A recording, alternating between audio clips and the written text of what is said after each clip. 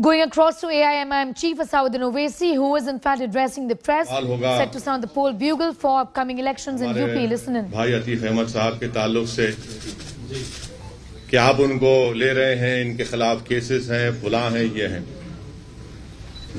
देखिए, उत्तर प्रदेश में 37% जो बीजेपी के एमएलएज हैं, उनके खिलाफ क्रिमिनल चार्जेस हैं।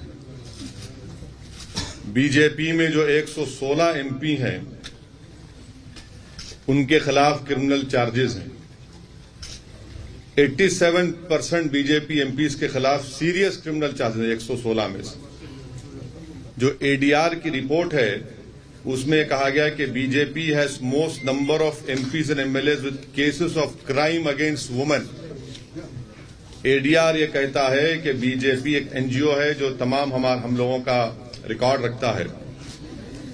उन्होंने कहा कि बीजेपी में ऐसे कई एमपी एमएलए हैं जिनके खिलाफ महिलाओं के खिलाफ मुकदमा है।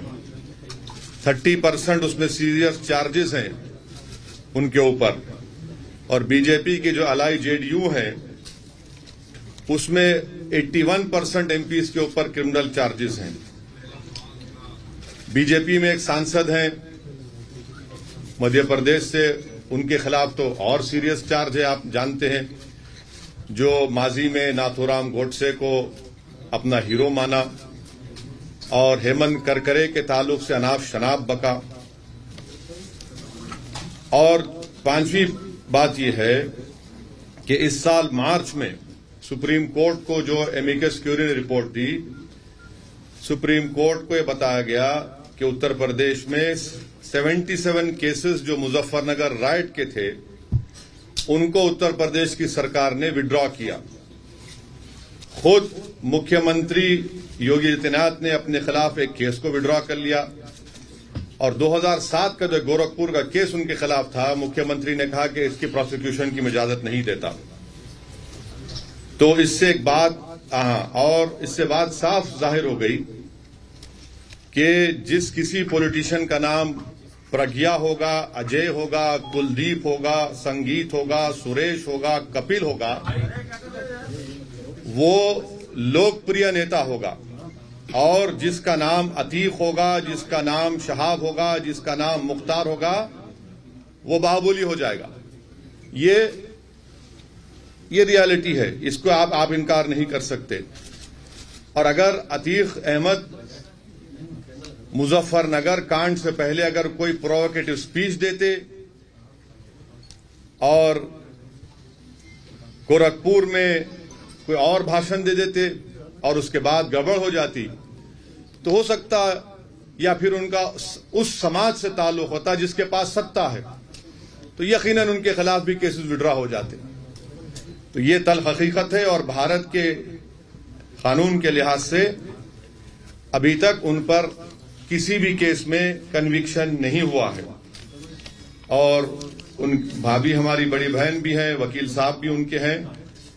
तो ये आपको सवालात जो करने के बजाय, मैं खुद उन सवालात का थोड़ा बहुत तजुर्बा मुझे है, इतना बड़ा नहीं है आपकी तरह। आपका और मेरा वक्त बचाने के लिए मैंने ये बात आपके सामने रखी। अब हम लोग अपने पहले मेंबरशिप का अतीक साहब की है। हाँ, ये अतीक साहब की मेंबरशिप भी है, हमारी बड़ी बहन ये भाभी की है। नहीं ठहरे भाई, आप महिलाओं को क्यों उठाएं? ये अतीक साहब की मेंबरशिप का दे रहे हैं, ये भाभी का। ये हमारी बड़ी बहन भाभी का भी मेंबरशिप मैं दे रहे हैं। ये वकील साहब और वकील साहब।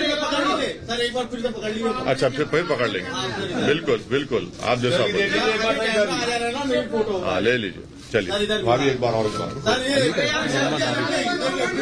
आप ले लीजिए हमारा, वो आप देख लीजिए, आप पीछे मोहम्मद आरिफ। अच्छा, तो मैं अब मोहम्मद आरिफ साहब। हाँ, दौलत साहब इधर भी देख लीजिए। आरिफ साहब, आरिफ साहब कौन है? हाँ, छोड़ दो बस।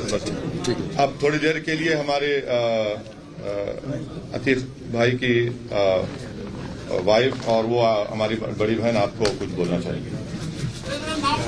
हाँ।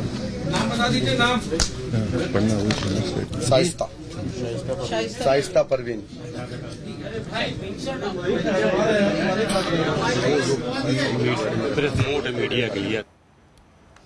Already heard from Asauddin Owaisi, clearly sounding the poll bugle for the upcoming assembly elections in the state of Uttar Pradesh. With that, it's time for a quick break here. Much more news in just a bit.